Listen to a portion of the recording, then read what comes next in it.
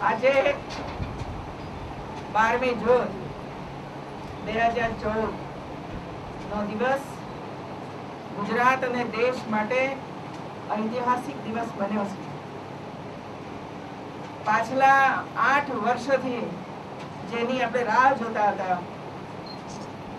આપણા દેશના વડાપ્રધાન જ્યારે ગુજરાતના મુખ્યમંત્રી હતા ત્યારે વારંવાર કેન્દ્રની યુપીએ સરકારને વિનંતી કરતા હતા કે અમારા ડેમની ઊંચાઈ 121.92 મીટર પૂરી કરી દીધી છે, હવે અમને ગેટ મૂકવા માટેની પરમિશન આપો.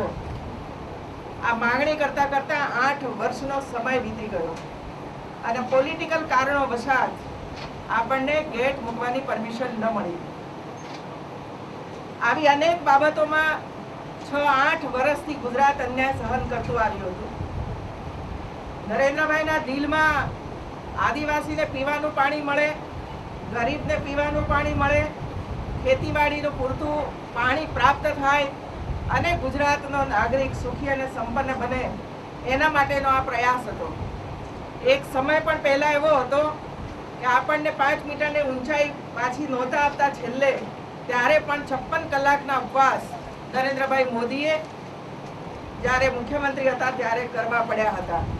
અને તેમ કરીને આટલો બધો સંઘર્ષ કર્યા પછી પણ આપણને દરવાજા મૂકવાની પરમિશન ન મળી. અને ગુજરાતની 6 કરોડની પ્રજા પાણી માટે, પીવાના પાણી માટે, ખેતીના પાણી માટે પલખા મારતી રહ્યો છે. પરંતુ આપણને લાગતું હતું કે 2014ની ચૂંટણીમાં કંઈક સારું પરિણામ દેશની જનતા આપશે, અને એટલે 2014નું પરિણામ એટલું સંતોષજનક આવ્યું કે કેન્દ્રમાં ભારતીય જનતા પાર્ટીની સરકાર બની, સંપૂર્ણ બહુમતી સાથે સરકાર બની અને સ્થિર સરકાર બની.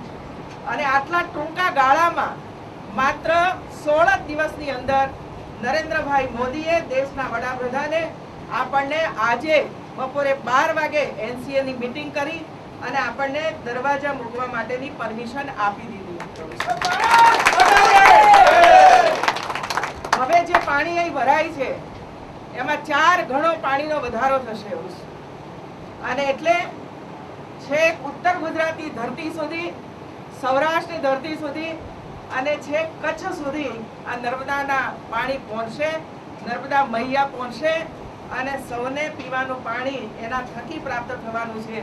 અને એમને સંતોષ થશે કે હા, હવે આટલા વર્ષો પછી અમને જોઈતું હતું એ અમને પ્રાપ્ત થયું છે.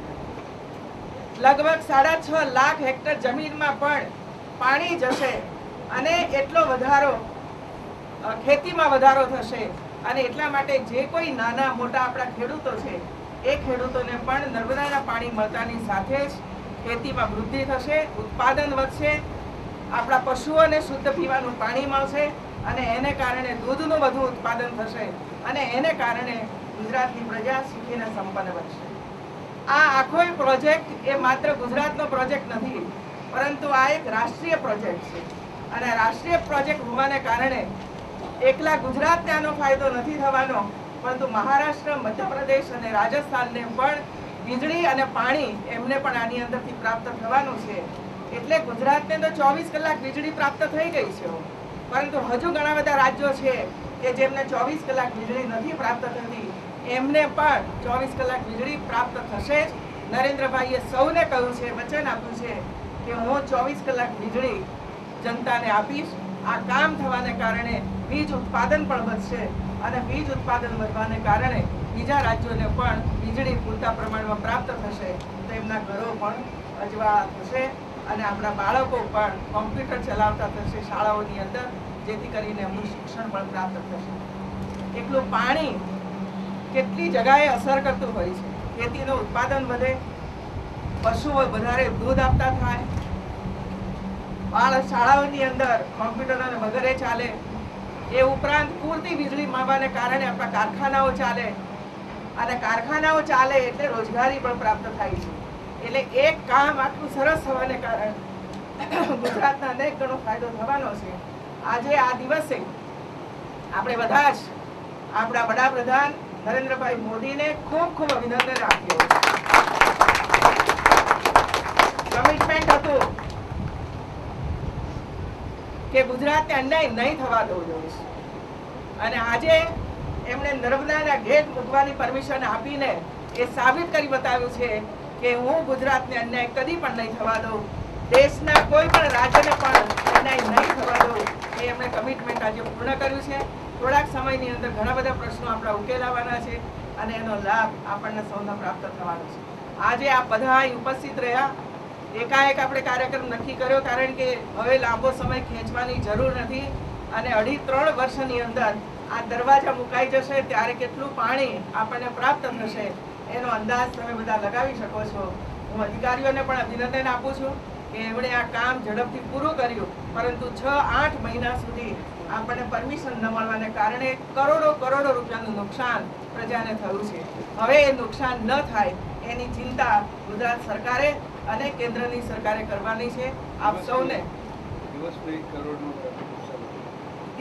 1 કરોડનું નુકસાન હતું. દિવસનું 1 કરોડનું નુકસાન હતું અને 25,000 કરોડનો આ પ્લાન અત્યારે 40,000 કરોડે પહોંચ્યો. એટલે કેટલું મોટું નુકસાન ગુજરાતને થયું છે આ ઝઘડાઓને કારણે અને કેટલીક એનજીઓને કારણે, એ આપણને આના ઉપરથી સ્પષ્ટ થાય છે. મિત્રો, હવે કોઈ આડખીલી વચ્ચે ના આવે એના માટે માં નર્મદાને આપણે પ્રાર્થના કરીએ કે આમાં સહયોગ કરજો અને આ જે પ્રજા છે જે તારા ખોળામાં રમીને મોટી થઈ છે, ઉછરી છે, એને હવે કોઈ પણ પ્રકારની તકલીફ ન પડે એ જોવાની જવાબદારી માતાની છે, નર્મદા મૈયાની છે. અને હું માનું છું કે નર્મદા મૈયા હવે કોઈ આડખીલી ન આવે એના માટેની ચિંતા જરૂર કરશે. ધન્યવાદ.